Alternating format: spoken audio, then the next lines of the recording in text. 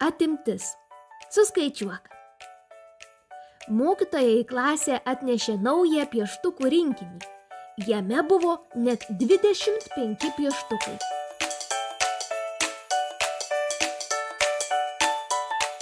Mokytoja šiuos pieštukus davė vaikams, kurie jų neturi arba pametė.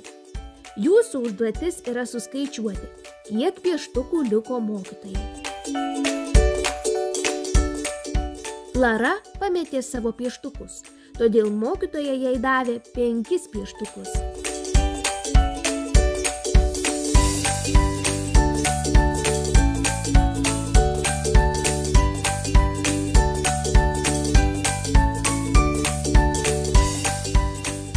Dono mėlynas pieštukas sulūžo, todėl mokytoja jam davė 1 mėlyną pieštuką.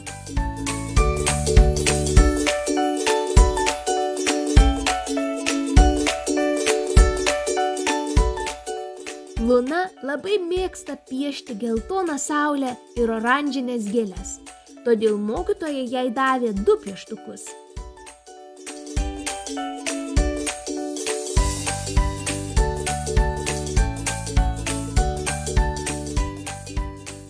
Todas neturi nei vieno pieštuko, o jam labai patinka piešti, todėl mokytoja jam davė 10 pieštukų.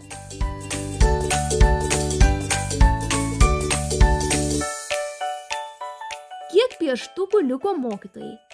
Pakelkite rankytę ir palaukite, kol mokytoja jūsų paklaus. Lara gavo 5 pieštukus, Donas gavo 1 pieštuką, Luna gavo 2 pieštukus, Todas gavo 10 pieštukų. Šaunuoliai, jūs suskaičiavote teisingai. Mokytojai liko 7 pieštukai.